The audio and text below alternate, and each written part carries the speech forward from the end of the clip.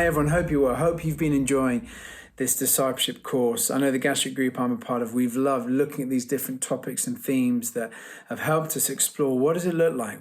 What does it mean to be a follower of Jesus Christ, to be a disciple of Jesus? And today I'm going to look at the topic of giving, generosity, what we do with our money. And I know for many of us, money is a topic that it can feel awkward. Often we think of our money as being a very private, taboo subject. We don't talk about that. It's probably one of the few subjects in my life that I probably rarely talk to others about. You know, what's in your bank account? How much do you spend? How much do you save? All of those things. That's very private.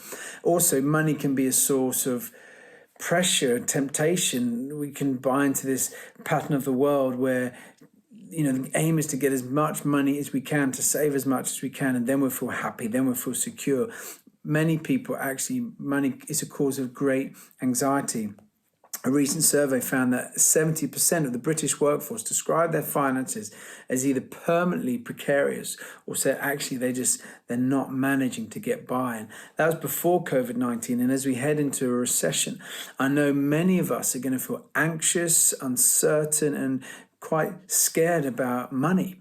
And so to have a talk about giving money, generosity, there's a worry that we're going to feel guilty or awkward and we're going to find it hard. And I think actually in many ways, because money's a taboo subject, because there's so much fear around money, so much temptation around it, even more reasons why it's important to talk about it. In fact, Jesus spoke almost more about money than any other topic. Why? Because he knew the power it could have over us. This temptation to think that our happiness is going to be found in our wealth, or our security and sense of safety is going to be found in how much savings we have. But actually, it doesn't work out that way. I love what Billy Graham said. He said, if a person gets their attitude to money straight, it will help straighten out almost every other area of their life. Money is a worship issue. Money is a trust issue. And I want to look briefly at three things that inspire us and help us to remind ourselves why giving of our money to the church we're a part of, to bless and serve others, is so important. First, this: when we give, it's a way of being grateful to God for the past. It's a way of responding to him for all that he's done in worship, with thanksgiving, with gratitude. God so loved the world that he gave his one and only son. Jesus gave up everything he had. He was obedient to death, even death on a cross. And when he was crucified on that cross, so that we might know the forgiveness of sins, we might know a way being made so that we could enter into relationship with the Father by the Spirit of God, he didn't give part of himself. He didn't give 10% of himself. He gave everything. He bled on that cross for us. And it's in view of God's mercies, as Romans 12 verse 1 says, that we offer up our whole beings, our whole bodies as a living sacrifice. It's in view of God's mercies that we give our money. In Deuteronomy 26 verse 9, the people of Israel, they'd entered the promised land, this land God had set apart for them, flowing with all this good stuff. And it says that God brought us to this place. He gave us this land, a land flowing with milk and honey. And now I bring the first fruits of the soil that you, Lord, have given me.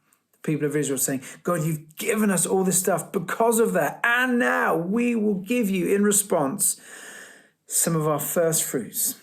There's kind of the crops, the grain, everything that they'd grown through the fields that they had, they gave a gift as a way of worshiping God, of thanking him, of being grateful for all that he's done. So when we give of our money, it's a way of saying, God, we're so thankful. When we don't give, it's effectively we're saying, God, I'm not bothered. What have you really done for me? So when we give, it's a way of saying we're thankful. Secondly, when we give of our money, it's a way of putting God first in the present. It's a way of putting God first in the present. It's an amazing principle. When you want God to bless something, you put him first in it. If you want God to bless your relationships, put him first in your relationships. If you want God to bless your work, put him first in your workplace. If you want God to bless your finances, to look after your needs, your material, physical needs, and he cares about these things, put him first in it. And every time you give, And again, we see in the Bible that people would bring their offerings to the temple, to their place of worship, to the family, the community that they're a part of. When you give to the church you're a part of, and if you're at Gas Street, we'd really want to encourage you to give to Gas Street. When you do that, it's a way of saying, God, I want to put you first in my finances. Deuteronomy 14 verse 23b says the purpose of tithing, that's when the people would give 10% of their earnings, their income, their resources. The purpose of tithing is to teach you always to put God first in your lives. So when we give of our money, it's not just a tax, kind of, oh, we need to do it, feel guilty if we don't know. It's a way of saying, God, I'm putting you first in my life. And it's so important we do this because there is a pressure on us all the time. There's a fight, a battle over our affections. And that's why Jesus says in Matthew 6, verse 24, no one can serve two masters. You cannot serve both God and money. We're going to choose one or the other. If we don't put God first, we're going to find ourselves putting our identity, our trust, our security and hope in money, in what we have, in our material possessions. That's how powerful money is. So when we give, it's a way of putting God first, and God will always, always bless that. And then the third reason it's so important to give is when we give, it's a way of trusting God for the future. Never has our future been more uncertain. I don't even know what's going to happen next week, let alone in a year or 3 years' time. And when we give, it's a way of trusting God that he will provide for our every needs. Jesus says in Matthew 6, verse 19 to 21, do not store up for yourselves treasure on earth, where moths, vermin can destroy, and where thieves break in and steal. But store up for yourselves treasures in heaven, where moths and vermin do not destroy, and where thieves do not break in and steal. For where your treasure is, there your heart will also be. You know, whenever we give of our money, it's a way of investing in something eternal. You know, when I buy a new top or a guitar, or, you know, they're temporary. I'll get bored of them, I'll move on. But actually, when I give money to Gas Street Church and I see it being used to invest in things like Love Your Neighbour and seeing people being fed and those who are kind of struggling with mental health being supported, and when vulnerable kids are being impacted and encouraged, when I hear through Gas Street Church online people coming to faith, and we get emails in each week because of church online, and hear amazing stories of what God is doing, those things are going to have an eternal impact. And when I give of my money towards that, that's the most beautiful thing to do. So when you give to church as part of your worship, you're investing in the future, and it's going to be an eternal investment. Corrie ten Boom, who spent many years battling in the Second World War. She spent time in a concentration camp, knew great suffering and sorrow. But she said this, I've held many things in my hands and I've lost them all. But whatever I've placed in God's hands, that I still possess.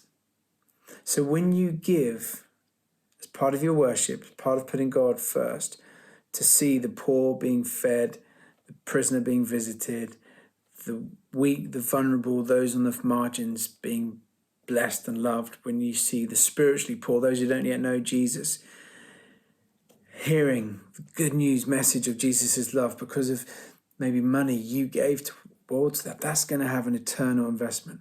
And, you know, I sometimes imagine the moment getting to eternity, spending time in heaven, and someone coming up saying, oh, thank you. Because of the money you gave, I heard the message of Jesus preached and it changed my life. You know, you're going to have people coming up to you. Thank you. You know, you gave money and it was used to feed me when I was at my lowest moment. And a whole group of people came alongside me. And because of the money you gave, I'm now here. What a great reward to receive. So we give because it's a way of thanking God for all that he's done. We give, it's a way of putting him first and trusting him. And thirdly, we give, it's a way of trusting God for the future. It's an investment into the future. Now, very, very quickly, 4 next steps we can take.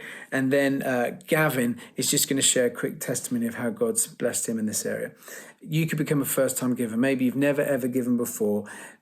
Try it now. Go to the Gas Street website, try giving some money, see how you feel, just begin to give. Second thing, you might have given one-offs every so often to Gas Street, but become a regular giver. Again, it's an important principle we see in the scriptures. There are loads of talks on giving on our Gas Street website, you can find out more, but people would give each week or each month for Rachel and I, we've set up a standing order, and each month, the first payment that comes out of our account each month is our giving to Gastro. And we want to do it that way. So it's the first fruits, it's the first bit of our money that goes out, rather than at the end of the month seeing how much we've got left and then giving kind of the scrappy seconds to God. No, we want to give our best to him. And so we want to give regularly. So you maybe have given one-off gifts, but the next step for you is to become a regular giver. Third step, you might be regularly giving, but I'd love to encourage you. The next step might be to become a tither, someone who gives 10%. Again, we see this teaching time and time again in the Bible.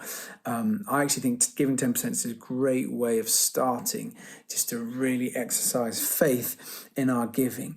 And it's an amazing thing that we can do. And it feels like a big step for some. But I honestly believe if we follow that principle, God will bless us. And that would be what I'd say is the great way to start. Since I was basically a student, I've practiced that principle of tithing. My parents taught me how to do that. And I've never looked back, and God has always blessed us. And so I'd love to encourage you. Maybe your next step is to start giving 10%. And then finally, you might have huge amounts of money, and you might be able to give way beyond 10%. You might become able to become an extravagant giver. And I'd love to encourage you to think, maybe you give regularly 10%, but then one-off gifts to invest in God's kingdom could just be a great way to grow. All of us are on a journey when it comes to giving. None of us are the finished article. There's always more to grow in. And so whether you need to start giving for the first time, becoming a regular giver, becoming someone who tithes, or becoming an extravagant giver, giving way above and beyond 10%, there's a next step that you can make. So I'd love you guys just to take time to talk about this, to discuss it. But before we do that, I'd love you to hear a little story from Gavin, who's part of our church, of how God really blessed him as he stepped out in giving. I remember when I first became a Christian, praise and worship was all new to me. Lifting of hands was new to me. Giving was new to me. Because I'd come out of Hinduism to worship the Lord. And I remember one particular Sunday in South Africa, I just had 50 rand in my pocket, and the offering basket was coming closer and closer to me. And as it came closer, I just kept on squeezing that money in my pocket, and it could have burnt a hole in my pocket the way I was squeezing it. I just didn't want to release it, but I just kept on feeling the urge to put the money. And I said to the Lord, "This is all the money I have, still 2 weeks left for payday." And the Lord said, try me. And I know I just kept on, and it's the only money I have. And eventually I just started praying, and I just closed my eyes. And as I closed my eyes, the scripture from the Malachi just opened up. And I could just see in this scripture, and it just said, what the Lord said in the Bible, trust me, try me now, and I'll open up the windows of heaven and pour out blessing, be around no room enough for you to receive it. And the basket was coming closer and closer, and eventually I put my hand in my pocket, where I had that money, and I just held it, and I took my hand out of my pocket, and I put it in the basket, and I said, Lord, I'm going to trust you now, and I gave it. And initially I was saying, what did I do, and whatever, but a few days later, a commission was paid out to me 10 times more than what I've given on the Sunday. And by Wednesday, I already had received 10 times more than what I'd given, and I was so taken aback to what God has done and how He's actually, being true to His word. And I said, wow, and ever since that day, that's my lesson from the Lord about giving, and how He'd actually spoken to me about giving. And I should encourage you to give to the ministry, because I've seen from firsthand of what God can do. And also, my family, my wife and I, we brought our kids from Africa. We decided to emigrate to England. We came with nothing, literally so little money in our pocket. We had to get a house, get work, furnish it, provide everything. But, if I say to you, we came with so little and with no one. We had no extra support, no family, nothing. It was just everything. And we relied totally on God to do everything for us and to help us with everything. And, God has been so faithful, and He's just taken care of us. Without God, none of what we have, nothing what we do, would be possible.